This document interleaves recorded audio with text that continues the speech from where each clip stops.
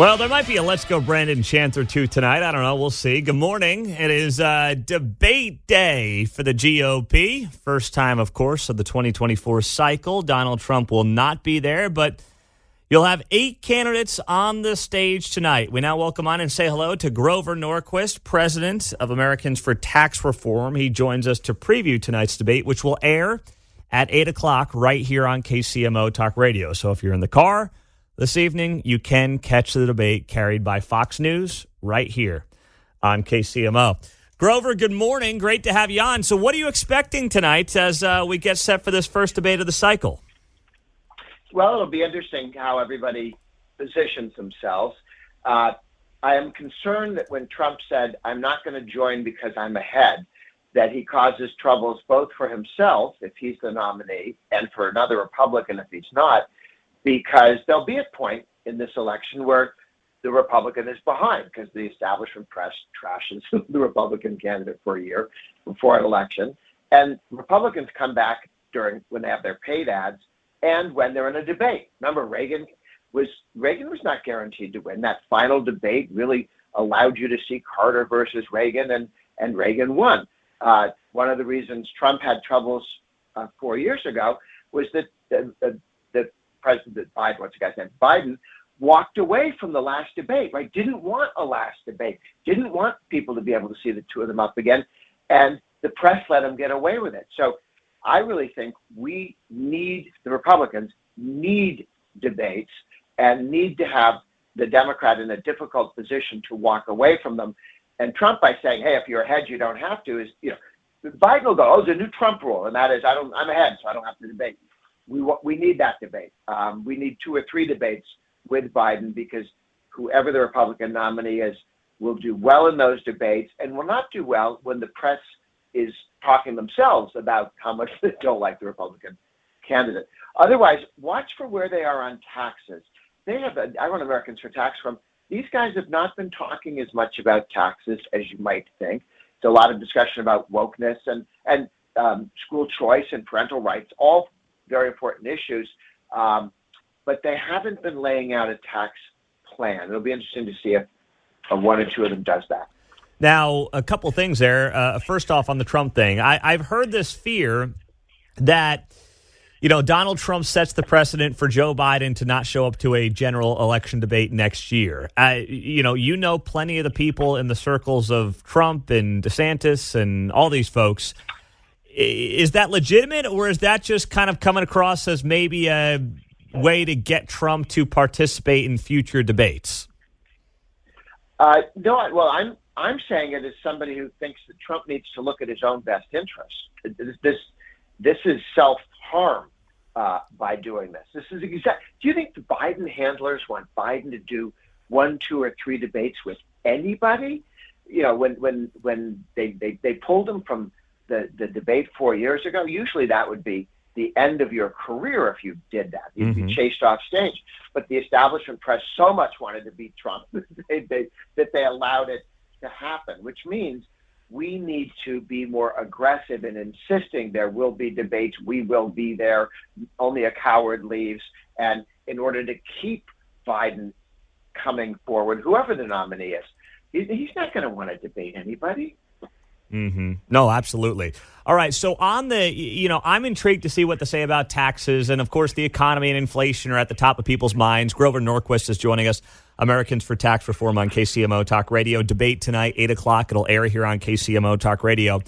But what about the bigger picture? I mean, $30 trillion in debt. Republicans, Trump was great on the economy, but if there's one thing he was not good on, it was spending. And now we're finding ourselves, of course, over $30 trillion in debt. The taxes are important, but in the end, isn't digging out of $30 trillion in debt more important? And if so, where should that factor into tonight's conversation? Well, there needs to be a discussion about how you bring spending down. I really like the idea that Reagan put forward and then that Paul Ryan got passed 4 times in the House and the Senate passed it once. And Trump almost got it passed for Medicaid, which is you take some of these means-tested programs, the welfare programs, not Social Security or Medicare that people pay into, but ones that you pay nothing into and you get something from the government, block grant those to the states. Let 50 states figure out how to fight fraud and figure out how to attach it to work or whatever works best to keep costs down and gets people off welfare and into work. That alone can save trillions of dollars simply by limiting the growth of those block grants and allowing states to run the welfare programs as they want to, not one size fits all from D.C. We were one vote away when Trump was president. McCain promised to vote for that block granting of Obamacare and Medicaid, and he switched his vote in the last minute. That was a very expensive loss. Jeez, yeah, forgot about that. That was the thumbs down John McCain moment? Yes, that was it. Ouch, ouch, ouch. Trillions. What would, just if you can summarize that real quickly, what would that have done from the budget perspective, and what do you think it's cost us since? Well, what you do with each of these, whether it's aid to families with dependent children or other welfare programs like Medicaid, is you say, we're going to spend this much. What did we give you last year? We'll give you that plus inflation, but not more. And you can decide how to spend it. Okay, all the strings and the rules that we attach to Medicaid now, there's 10 and 20% fraud, the government tells you, in these programs. But when you send it out to the states, when you send it out, they don't police it because it's all free money. But if you gave that money to the states, all of a sudden you'd see New York really care about fraud because now it's their money. Yeah, that's a good point. All right, so Grover Norquist, who are you most intrigued by tonight on the debate stage with Trump not being there, and why? I am most intrigued right now by Governor Christie of New Jersey, because I saw him on stage at Eric Erickson's effort, which he had all the candidates there. Trump wasn't there, but almost all the candidates were there and spoke.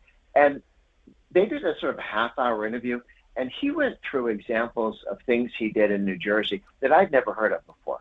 They're very, very interesting leadership ones. How do you tackle unions and Democratic mayors and Democratic county officials? How do you work with them? And it was just a very fast. I wonder how much each of the candidates will have opportunities to show some piece of themselves that matters. Wait, I am shocked. I did not expect Chris Christie to be the answer there. So you don't think he's just there to kind of beat up Trump and get himself a gig on CNN? Well, when he was presenting the other day, he was making a case. He didn't talk about Trump. He just talked about what he did in New Jersey. Remember, he's run for president before. Yes. And there's that because he was a Republican in a blue state with Democratic House and Senate, and he flatlined spending. I mean, that was why it came up. He gave examples. The question is, have you done it is a much more interesting question than can you imagine something that that might work in the future. So people who've been able to wrestle budgets and all the governors that are running have had that opportunity. So that's, if I had a constitutional amendment, I'd like it be, you have to be a governor first and then you can be president because we really want to see how you govern. He is Grover Norquist, Americans for Tax Reform. We'll be watching tonight, listening here on KCMO. Grover, thanks for the preview. We appreciate the time. Good to be with you. Thank you. All right. Grover Norquist, Americans for Tax Reform on KCMO Talk Radio.